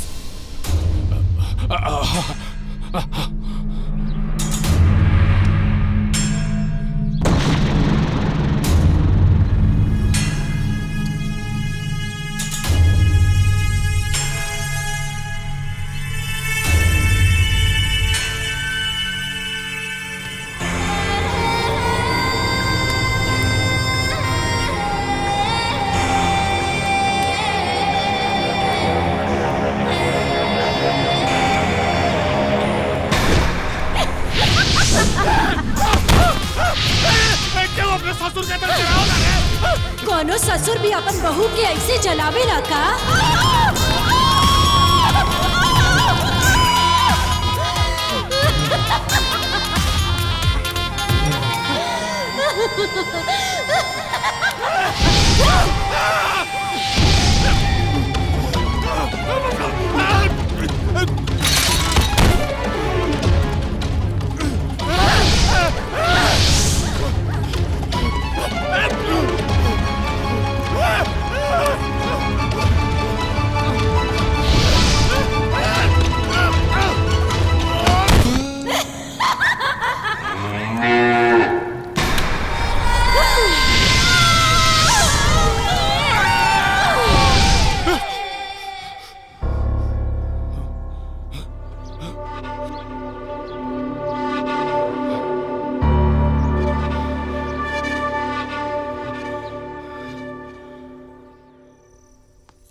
रहुआ के हमनी के बात पे यकीन ना होत रहे ना, अब यकीन भइल। उ लक्ष्मी हमनी के साथ वैसे वैसे करत पिया जैसे जैसे हमनी के कविता के साथ कैले रहनी। ई लक्ष्मी के कुछ तो करे के पड़ी। ऐसे पहले कि भांडा फूटे उ लक्ष्मीनिया के कुछ न कुछ तो करे के पड़ी। सुना तानी? सुना तानी बहरा नहीं की समझा तानी कनो गधा नहीं की। अब एकरा साथे भी उहे कैल जाई जन कवित्वा के साथे कैले रहनी जा। एक बार श्याम के घर से बाहर जाए था, ओकरा बाद एक अंतिम संस्कार हुई और 13 दिन बाद भतवान।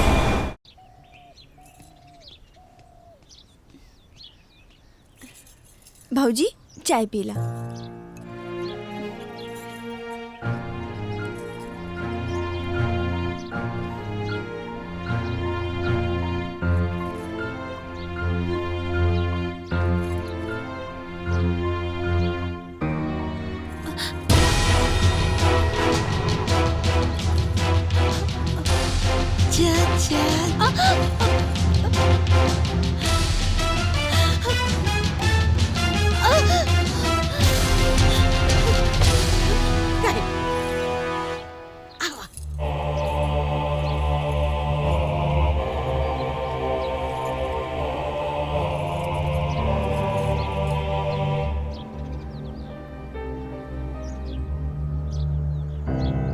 ए जी, इन नक्चड़िया के होश आवे ऐसे पहले एकरे पे मिट्टी के तेल डाल के जला दे। पगला गल बड़ी का भेल? अगर एकरो के कवितवा के तरह जरा के मारल जाई तो पूरा गांव वालों के शक हो जाई और चारों ओर ई बात के हल्ला मच जाई कि आखिर दौलत राम के बहू आग में जल के ही काहे मरतारी सन। एकरा खातिर कोनो ऐसन उपाय करे के पड़ी कि सांप भी मर जाए और लाठी भी ना टूटे। हाँ महेंद्र,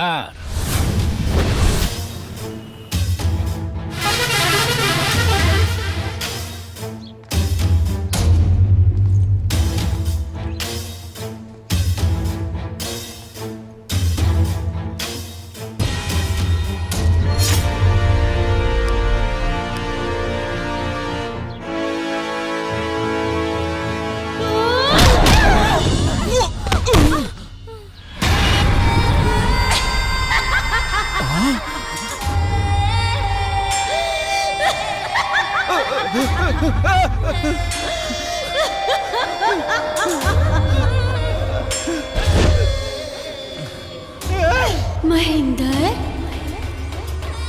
तू आई ना हवा, तारा के बुलावल गईल हा, काहे कि हम तोहर बहुत दिन से इंतजार करत रही।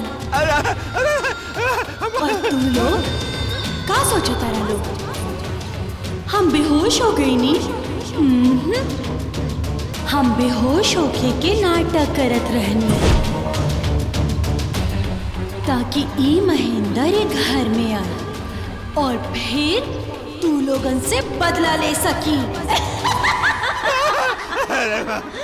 महेंद्र, तू हमरा के पावल चाहत रहला ना? आवा ना, हमरा पास आवा, आवा, आवा।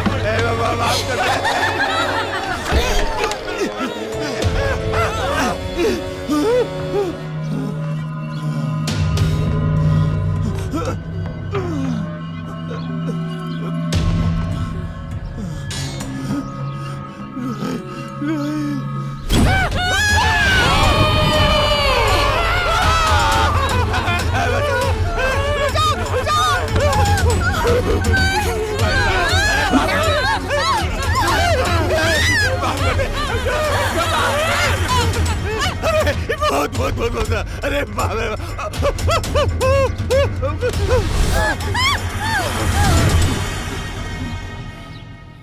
दादाजी,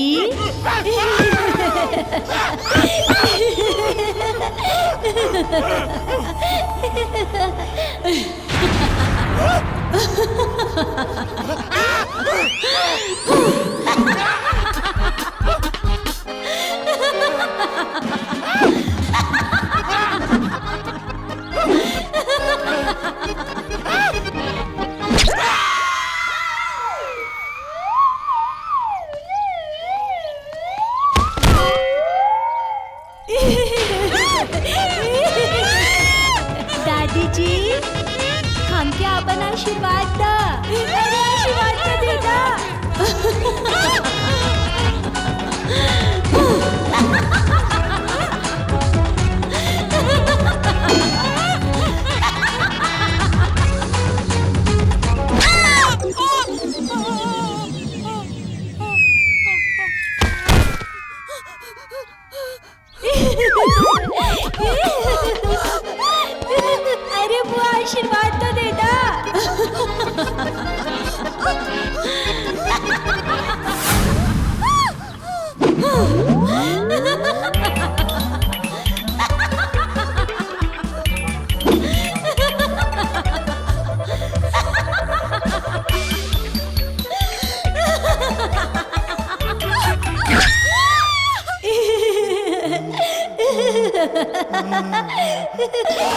डॉक्टर साहब हमरा पास आवा, हम तारा के इंजेक्शन लगाई।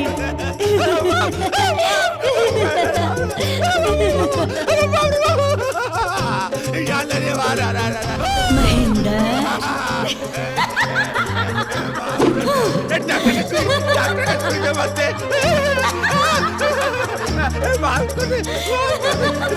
गलती ना कर, तू आ रहा है।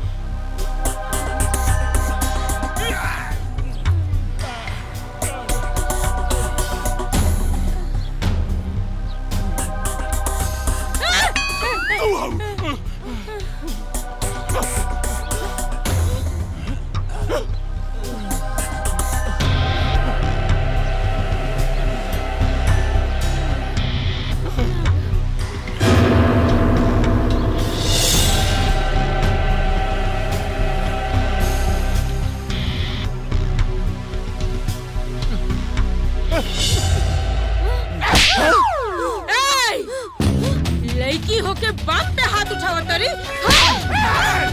अपने बेटी पर हाथ उठाओ तारे।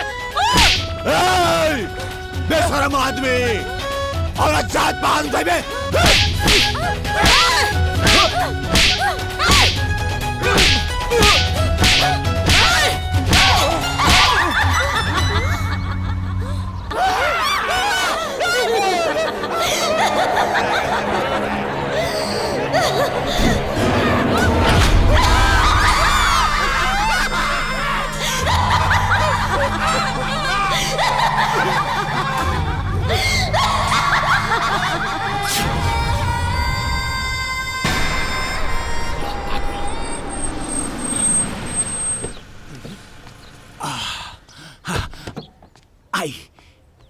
आई बाबा आई। नमस्ते। जय कपालिनी ओम रिंगली चामुंडा विखे। ये बतावा आत्मा केकरे ऊपर बिया? हमार बहू पर। हाँ बहू पर। बहू कहाँ बिया? बहू अंदर बिया। चला ओम जयंती मंगला काली भद्र काली कपालिनी दुर्गा क्षमा शिवा धात्री स्वाहा स्वधा नमोस्तुते।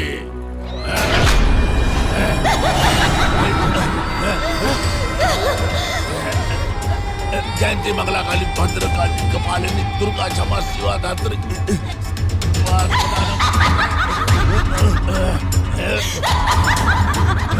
ओम चामुंडा विखे।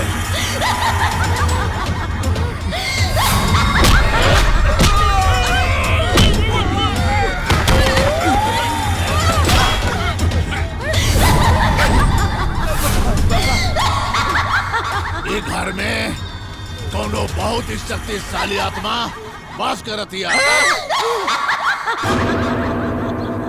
एके वश में कईल आसान काम नहीं खे। का हुई बाबा जी? घबराई मत। आत्मा कितनो भी शक्तिशाली काहे ना होखे, लेकिन हमरे आगे उस शक्ति विहीन हो जाई। वो भी आज रात सूरज ढले के बाद वो आत्मा के हम अपने वश में कर ले। ओम काली कपालिनी ओम फट स्वाहा। ओम जयंती मंगला काली भद्र काली कपालिनी दुर्गा क्षमा शिवा धात्री स्वाहा स्वधा नमोस्तुते। ओम कालिकाय फट स्वाहा। ओम कपालिनी फट स्वाहा। भूतय स्वाहा प्रेतय स्वाहा। ओम यम लंग फंग हट फट स्वाहा। कपालिनी स्वाहा। भूत प्रेताय स्वाहा। पिशाचाय स्वाहा। सर्वशक्ति स्वाहा। ओम काली कपालिनी स्वाहा। ओम जयंती मंगला काली भद्र काली कपालिनी दुर्गा क्षमा शिवा धात्री स्वाहा स्वधा नमोस्तुते। ओम काली काली कपालिनी नरमुंड माल्यधारिणी कपालिनी शमशान वासिनी स्वाहा। ओम शिवाय स्वाहा। भूतेश्वर नागदेवताभ्यो नमः स्वाहा। ये सब कैसे करते बाबूजी?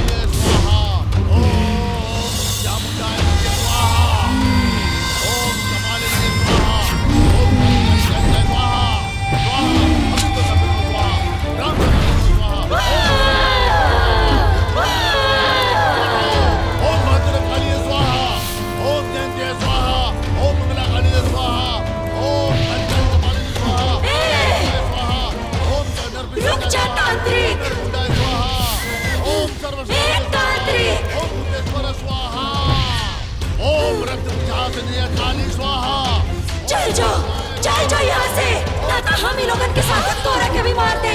चल जो यहाँ से। स्वाहा स्वाहा स्वाहा। पहले ही बताओ तू क्या है और कहाँ बताओ। ओम ह्रीं क्लीं ओम चामुंडाय विचफट स्वाहा। हम ना जाए, हम कहीं से दाल बानी। ओम ह्रीं क्लीं स्वाहा। ये हमार घर हवे। ओम काली कपालिनी स्वाहा। ओम फट स्वाहा। जासरी वशाकरी मंत्र स्वाहा। ओम कालिकाय स्वाहा। ओम चामुंडाय स्वाहा। ओम गुरुवाहिनी स्वाहा। ओम उन्नाद धारणी स्वाहा। ओम कपालिनी स्वाहा। ओम काली स्वाहा। ओम निर्विशाली स्वाहा। ओम संक्रांति स्वाहा। तू कैसे मर रहलू? बोलो बोल। ओम नमः स्वाहा। बताओ। ये हमार सास ससुर और ये ननद और ये फर्जी डॉक्टर महेंद्र, ये सब मिल के हमरा के जला देले।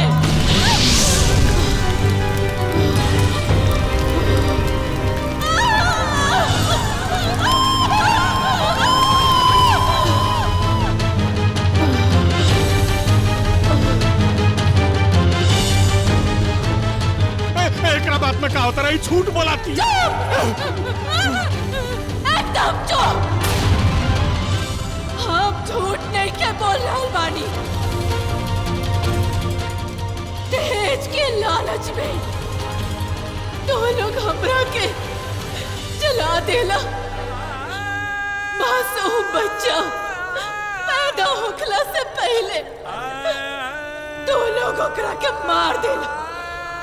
अगर हम झूठ बोल रहे बानी तो पूछो वो फर्जी डॉक्टर से, जय लोगन के साथ ले वहाँ। झूठ बोलती है। सच बताओ, बताओ कब है जान से मारते। बोल बोल बोल। बताओ नहीं। तोहार दूसर ब्याह करके दहेज लेवे के चक्कर में तोहर माए बाबूजी हमार क्लिनिक से तोहर मेहरारू के मरे और तोहर बच्चा के खराब करे खातिर दवाई ले जाते रहले। ई सारा बात हम तोहरा से बता दे। ई बात का हम फायदा उठा के तोहर बाबूजी से कहली कि हमरा के तोहर बहू पसंद भी है और हम ओकरा साथे कुछ समय बितावल चाहतनी। और तोहर बाबू कहलन कि तू हमार समस्या के हल कर दा, हम तोहर समस्या हल कर दे। तोहर बाहर गई लगे कुछ दिन के बाद तोहर बच्चा खराब हो गई। फिर हमनी के बीच हाथापाई हो लगल। हाथापाई में तोहर मेहरारू गिर के बेहोश हो गई। अभी सब सारा चीज गांव समाज के पता ना लगे, यही डर से मिल के हमनी के ओकरा आग लगा के मुआ देली जा।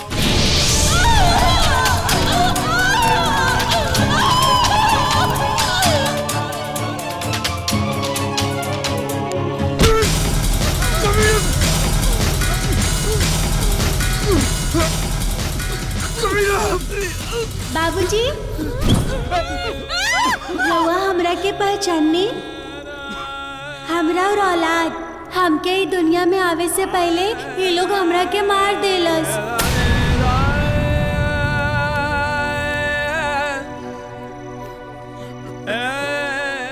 दादाजी, रउआ के दहेज चाहत रहे ना? ई रउआ के ना पसंद रहे तय में हमार का गलती बा जवन रउआ हमरा के मार देनी।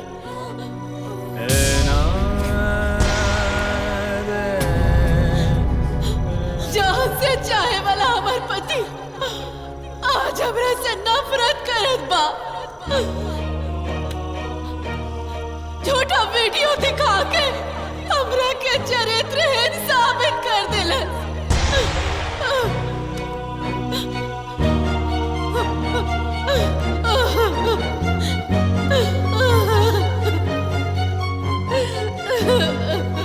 एकर मतलब तू लोगन हमरा के ओ दिन झूठा वीडियो दिखोला।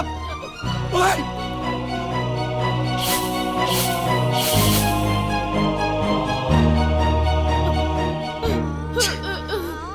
पति के नफरत हमसे बर्दाश्त ना भई।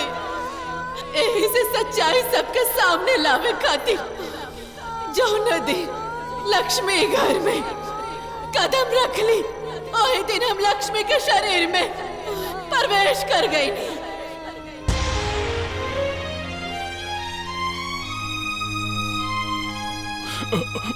बबुआ हमने के माफ कर दो। का के तार माई बाप है जा। तू लोग इतना घिनौना हरकत कैसे करा? अरे पैदा होने के पहले हम कोक में ही मर गए, लेने तो अच्छा रहा।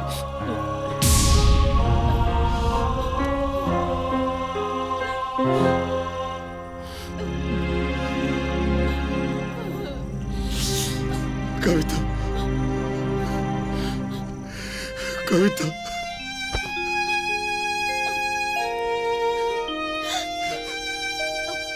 कविता, हमरा के माफ कर दो। अगर वो दिन तोरा के हम अपने संगे लेकर गए लो, आज तू हमारे संगे रह, तू हमारे संगे रह, तू हमरा के माफ कर दो, माफ कर दो। ना जी, रउआ हमरा से माफी मांग के हमरा के पाप के भागीदार ना बनाई।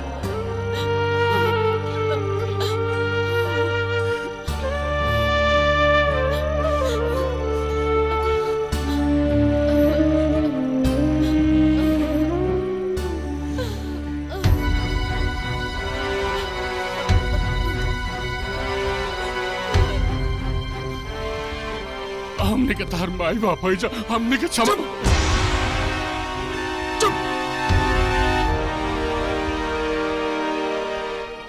तो अलोन के सजा मिली, एक कर सजा जरूर मिली। ना तो तू लोग जैसे दहेज के लालची लोग ऐसे मासूम जिंदगी के जरा के मारल करिए।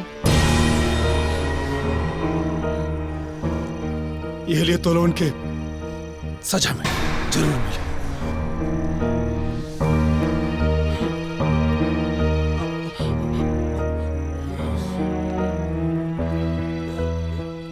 Hello police. पुलिस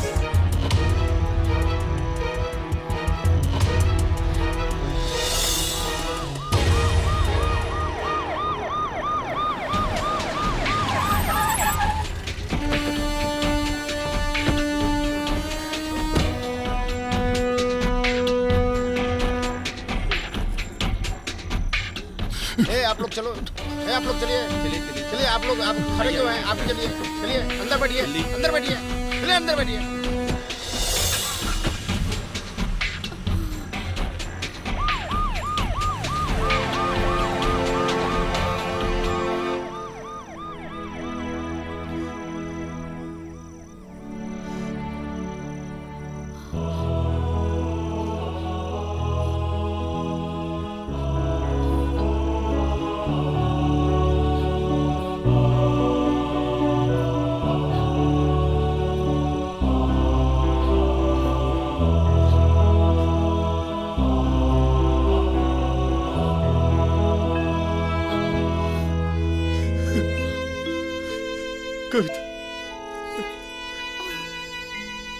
हम अभागिन बानी जी कि रउआ के नसीब में हम ना लिखल रहनी।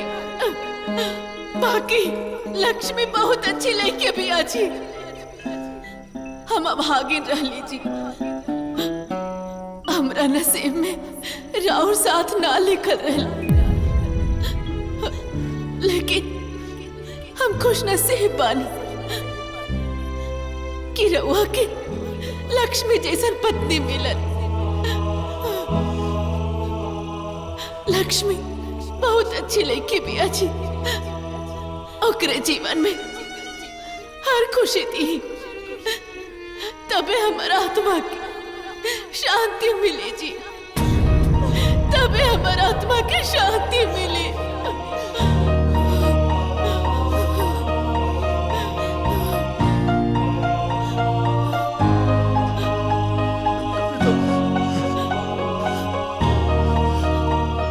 आपन पसंदीदा फिल्म देखे खातिर डाउनलोड करी दंगल प्ले ऐप।